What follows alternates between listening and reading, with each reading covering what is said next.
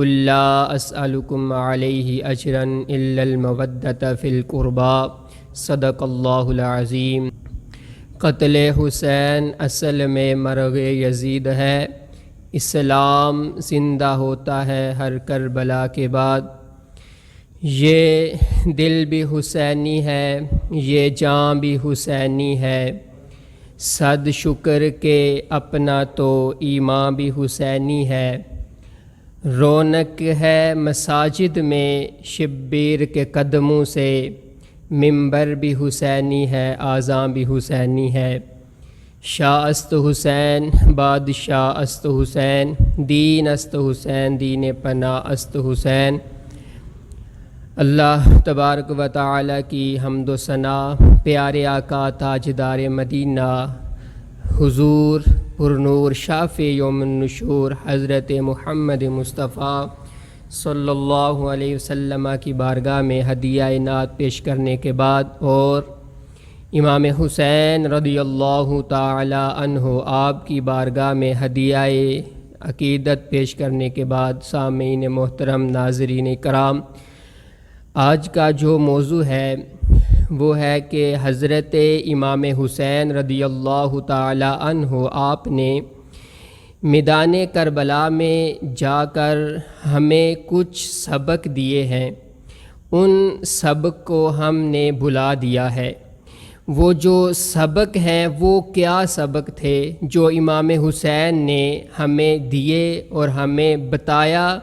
کہ ان اسباق کو یاد کر کے ان کو پر عمل کر کے اپنی زندگی کو سنوارو گے تو کامیاب ہو جاؤ گے۔ ان میں جو سب سے پہلا سبق امام حضرت خواجہ معین الدین چشتی اجمیری آپ نے ان شعروں میں بتایا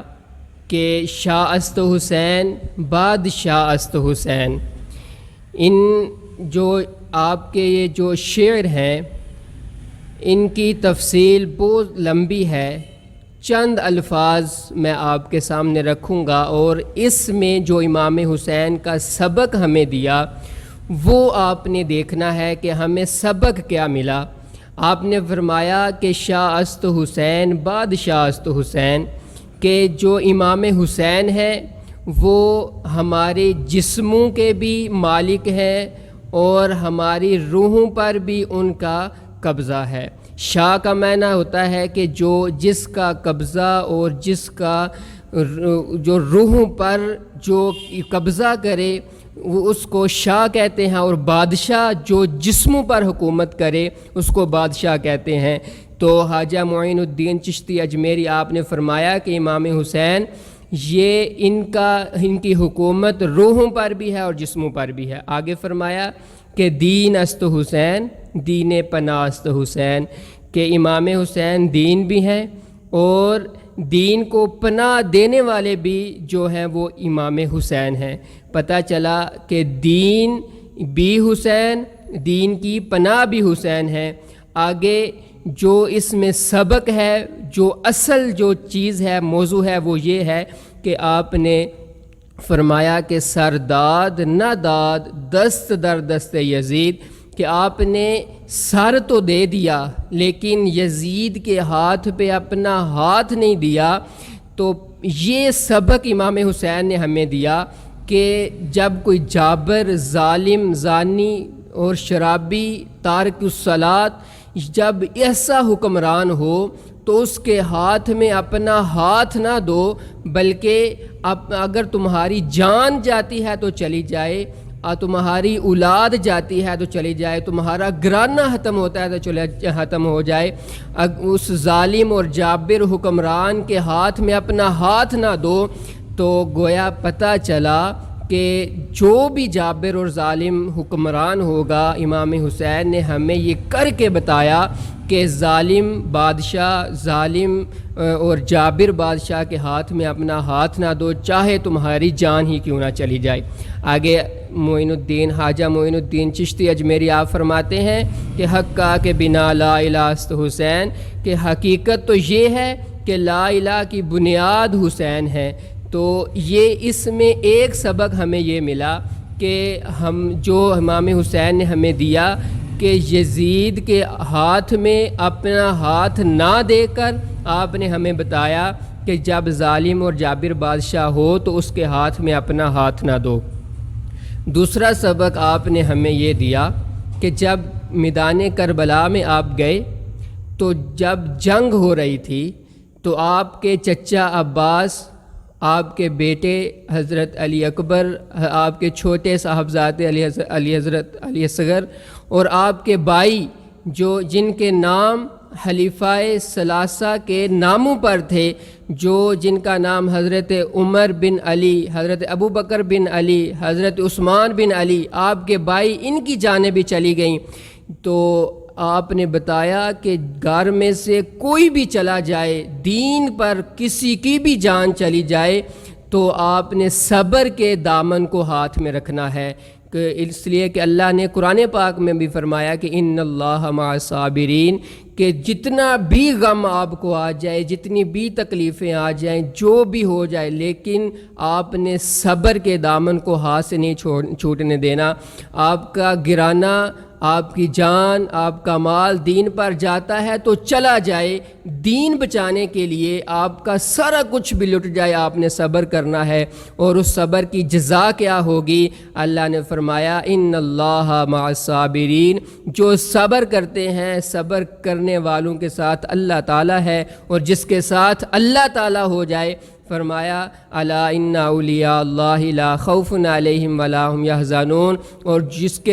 جس کا ساتھی اللہ بن جائے اور جس کا دوست اللہ ہو جائے، تو فرمایا اللہ تعالیٰ نے ان کو نہ کوئی غمگین ہوں گے، وہ نہ ہی ان کو خوف اور ڈر ہے۔ تو دوسرا سبق آپ نے ہمیں یہ دیا کہ صبر کے دامن کو آپ نے نہیں چھوڑنا۔ آگے جب حضرت امام حسین رضی اللہ تعالی عنہ آپ جب جنگ لڑ رہے تھے، تو لڑتے لڑتے جب آپ شہید ہوئے تو آپ کا سر کہاں تھا؟ سجدے میں سر تھا۔ تو جنگ کی حالت میں بھی نماز کا وقت ہو گیا، آپ نے اپنے سر کو سجدے میں رکھ کے کٹایا، اور یہ کر کے آپ نے بتا دیا کہ جتنی بھی تکالیف آئیں، جو بھی ہو جائے، آپ نے نماز کو بھی نہیں چھوڑنا، چاہے سردی ہو، گرمی ہو، دن ہو، رات ہو، بارش کا موسم ہو، کیسا بھی ہو، جنگ کا امکان ہو، اور جنگ کے موقع پر بھی آپ نے فرمایا کہ نماز کو نہیں چھوڑنا۔ یہ اللہ تعالیٰ کی عین عبادت ہے۔ اللہ تعالیٰ نے قرآن پاک میں کم و بیش 700 مرتبہ ارشاد فرمایا کہ واقیم الصلاۃ واقام الصلاۃ، نماز کی طرف آؤ، نماز قائم کرو۔ تو نماز کے دامن کو امام حسین نے اس طرح پکڑا کہ آخری سانس پر بھی آپ نے سجدہ کیا، اور اللہ کی بارگاہ میں سجدے کی حالت میں آپ نے جان دی، اور یہ اس طرح کر کے آپ نے بتایا کہ جو کچھ بھی ہو جائے، چاہے جان بھی چلی جائے، آپ نے نماز نہیں چھوڑنی، نماز کا بھی خاص خیال رکھنا ہے۔ اللہ تعالیٰ کی یہ عین فرض عبادت ہے۔ اس کے بعد اس واقعے کو اور اس منظر کو شاعر نے یہ اس طرح کہا کہ بچپن میں جو کہا تھا نبھایا حسین نے، بچپن میں جو کہا تھا نبھایا حسین نے، سجدے میں جا کے سر کو کٹایا حسین نے۔ اس کے بعد جب آپ کے سر کو تلوار کے اوپر، نیزے کے اوپر رکھا گیا، تو پھر آگے شاعر کہتا ہے کہ نیزے پہ سر تھا اور زباں پر تھی آیتیں، اور یہ اس طرح کر کے امام حسین نے بتایا کہ نماز، اور نماز کے بعد قرآن پڑھنا، قرآن کو بھی اپنے ہاتھ میں پکڑ کے رکھو اور اس کو بھی تھام کے رکھو، کیونکہ قرآن، نماز، صبر،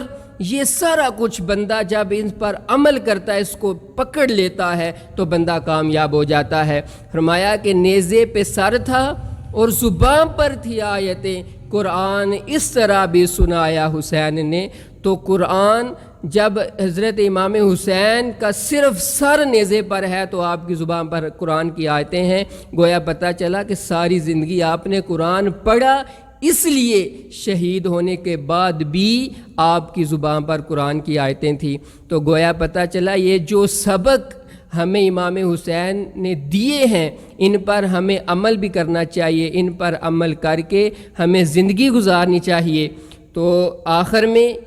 ایک دو اشعار پر میں اپنی گفتگو کا ختم کروں گا کہ یوں ہی نہیں جہاں میں چرچا حسین کا،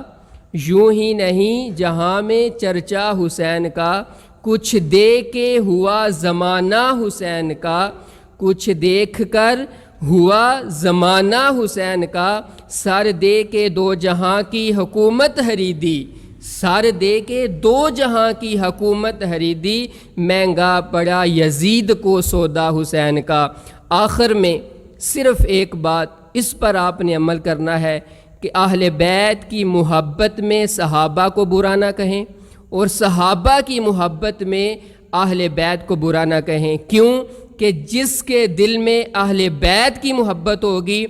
لازمی وہ اہل صحابہ سے بھی محبت کرے گا، اور جس کے دل میں صحابہ کی محبت ہے وہ لازمی اہل بیت سے بھی محبت رکھے گا۔ یہ جو آج کل اہل بیت کی محبت کا دعویٰ کرتے ہیں، محبت نہیں کرتے، دعویٰ کرتے ہیں، وہ صحابہ سے محبت نہیں کرتے، صرف یہ ان کا دعویٰ ہے، محبت نہیں ہے۔ تو اہل بیت سے بھی محبت کریں، صحابہ سے بھی محبت کریں، یہ اللہ کا بھی فرمان ہے، اللہ کے رسول کا بھی فرمان ہے۔ اللہ تعالیٰ مجھے حق سچ جو بیان کیا اس پر مجھے بھی عمل کی توفیق عطا فرمائے، آپ کو بھی عمل کی توفیق عطا فرمائے۔ وآخر دعوانا ان الحمد للہ رب العالمین۔